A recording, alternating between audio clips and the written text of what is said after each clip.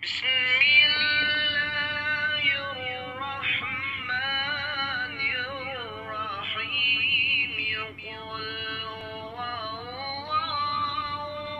اللہ الرحمن الرحیم اللہم صلی علی محمد وآل محمد وعجل فرجہم۔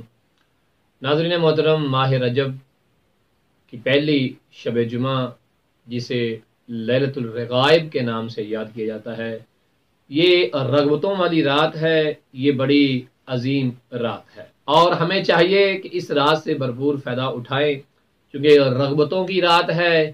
مطلب یہ ہے کہ پروردگار کی طرف انسان رغبت کرے تاکہ اس کی رحمت کو حاصل کر سکے۔ یہ ماہ رجب کی پہلی شب جمعہ ہے اور اس رات سے بہترین استفادہ کرنے کا جو طریقہ ہے وہ یہ ہے کہ آپ یوم جمعرات کا روزہ رکھیں۔ جب آپ جمعرات کا روزہ رکھیں گے تو آنے والی جو شب ہوگی وہ ویسے بھی شب جمعہ ہے اور ماہ رجب کی پہلی شب جمعہ ہے اور رغبتوں والی رات ہے۔ اس رات میں ایک نماز وارد ہوئی ہے رسول اسلام صلی اللہ علیہ وآلہ وسلم سے، اور جس میں نیت کے اعتبار سے فقہا نے ایک نقطہ بیان کیا ہے۔ مثلا آغا سید علی حسینی سستانی، ایت اللہ آغا شیخ بشیر نجفی اور دیگر جو بزرگان ہیں بعض فقہا، انہوں نے کہا ہے کہ اس نماز کو رجائے مطلوبیت کی بنا پر جو ہے وہ پڑھا جائے۔ اب اس نماز کا طریقہ کار کیا ہے اور اس نماز کے پڑھنے کے فوائد کیا ہے؟ جو نماز آپ نے رغبتوں والی رات یعنی ماہ رجب کی پہلی شب جمعہ کو انجام دینی، میں پھر دہرا دوں کہ ماہ رجب کی پہلی جو جمعرات ہوگی اس کا روزہ رکھیں گے اور آنے والی جو شب ہوگی وہی لیلۃ الرغائب یعنی رغبتوں والی رات ہوگی۔ یہ جو نماز رسول اسلام صلی اللہ علیہ وآلہ وسلم سے وارد ہوئی ہے اور جسے بعض فقہا کے اعتبار سے جو ہے وہ رجائے مطلوبیت کی بنا پہ ہم نے انجام دینا ہے، وہ نماز اگر انسان پڑھتا ہے، طریقہ میں بعد میں بیان کرتا ہوں، پہلے میں اس کی اہمیت بیان کر لوں کہ یہ اگر انسان یہ نماز انجام دے گا تو اسے فائدہ کیا ہوگا۔ تو یہ نماز بحکم خدا جب انسان دنیا سے رخصت ہوتا ہے، قبر میں چلا جائے گا، تو خدا کے حکم سے پہلی رات ہی یہ نماز انسان کی قبر میں داخل ہو جائے گی۔ ایک خوبصورت چہرے والا فرد، ایک خوبصورت بدن والے فرد کی شکل میں ایک بہترین خوبصورت شکل ہوگی اس نماز کی، کہ جو قبر کی پہلی رات ہی انسان کے لیے محبت اور شفقت کا پیغام ہوگی پروردگار کی طرف سے۔ اور جب یہ انسان سے گفتگو کرے گی، اتنی خوبصورت اور میٹھی گفتگو کرے گی یہ انسان سے، اس مرنے والے سے کہ جس کی ابھی موت کی تلخی جو ہے وہ ختم نہیں ہوئی ہوگی، جو روشنیوں کے شہروں میں آباد تھا اور آج تاریکیوں میں آ ڈوبا ہے، اس کی پہلی ہی رات میں یہ بہترین خوبصورت چہرے کے ساتھ اور خوش کلامی کے ساتھ اس سے گفتگو کرے گی، اور ایسی گفتگو کرے گی، اتنی خوبصورت گفتگو کرے گی کہ مرنے والا کہے گا کہ اتنا شیریں بیان تو آج تک میں نے سنا ہی نہیں ہے۔ اور یہ کسے نصیب ہوگی؟ جو لیلۃ الرغائب یعنی رغبتوں والی رات میں اس نماز سے استفادہ کرے۔ اور یہ نماز جس فرد نے پڑھی ہوگی اس سے قبر میں جا کے مخاطب ہو کے کہے گی، اے میرے حبیب، خوشخبری ہے تیرے لیے کہ پروردگار نے ہر طرح کی تنگی اور سختی سے تجھے نجات دے دی ہے۔ وہ شخص پوچھے گا کہ تو کون ہے؟ خدا کی قسم میں نے تجھ سے خوبصورت اور شیریں کلام اور بہترین خوشبو والا کلام جو ہے وہ آج تک سنا ہی نہ تھا۔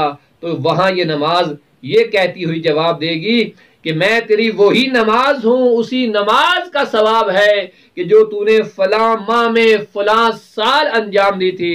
یعنی وہاں یہ کہے گی کہ میں لیلۃ الرغائب کی راتوں میں پڑھی جانے والی وہی نماز ہوں کہ جو رسول اسلام صلی اللہ علیہ وآلہ وسلم کی تعلیم کردہ نماز تھی اور تو نے انجام دی تھی۔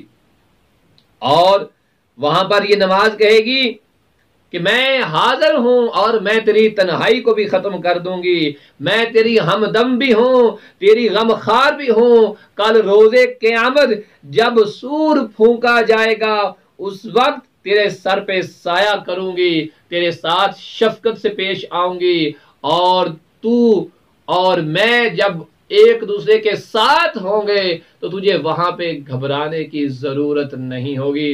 ناظرین محترم، کوشش کیجئے گا کہ اس نماز کو ضرور انجام دیجئے گا۔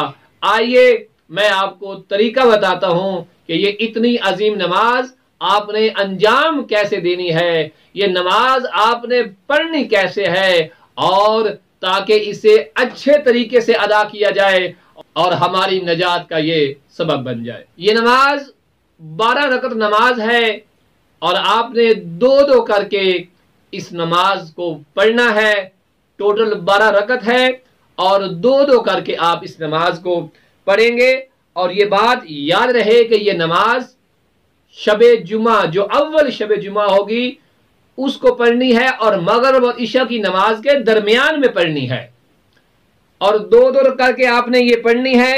ہر رکعت میں سورہ حمد کے بعد 3 مرتبہ انا انزلنا اور 12 مرتبہ قل هو اللہ کی تلاوت کرنی ہے پہلی رکعت میں۔ دوسری میں بھی بے عین ہی یہی طریقہ رائج رہے گا، اور دو کر کے آپ 12 رکعت نماز پڑھیں گے۔ جب نماز تمام ہو جائے تو 70 مرتبہ آپ کہیں گے اللہم صلی علی محمد النبی الامی وعلی آلہ۔ یہ نماز کے فوراً بعد آپ نے 70 دفعہ کہنا ہے۔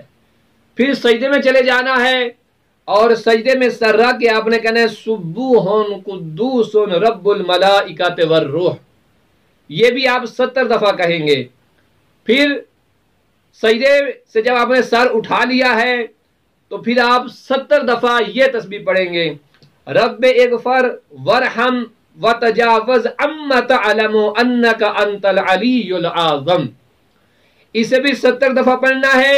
اس کے بعد دوبارہ پھر سر کو سجدے میں رکھ دینا ہے، اور پھر کہہ رہے ہیں سبوح قدوس رب الملائکۃ والروح۔ یہ وہ آسان سا طریقہ ہے، کوئی مشکل طریقہ نہیں ہے۔ اسے آپ مفاتیح الجنان پہ دیکھ کر بھی انجام دے سکتے ہیں، کوئی اور اعمال کی کتاب ہے تب بھی انجام دے سکتے ہیں، موبائل سے نکال کر بھی آپ اس کو پڑھ سکتے ہیں۔ ضروری نہیں ہے کہ آپ اس کو زبانی ہی پڑھیں۔ اگر کسی فرد کو پڑھنا نہیں آ رہا تو اس کے پاس اگر کوئی پڑھا لکھا شخص موجود ہو تو اس کی رہنمائی بھی یہ حاصل کر سکتا ہے۔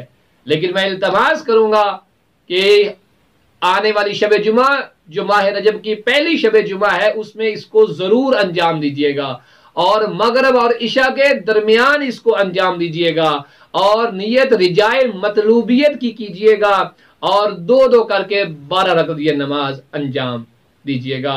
اپنی خاص دعا میں یاد فرمائیے گا۔ تفصیلی اعمال کے لیے آپ مفاتیح الجنان یا تحفۃ العوام کی طرف جو ہے وہ رجوع کر سکتے ہیں۔ وصلی اللہ علی محمد وآل محمد۔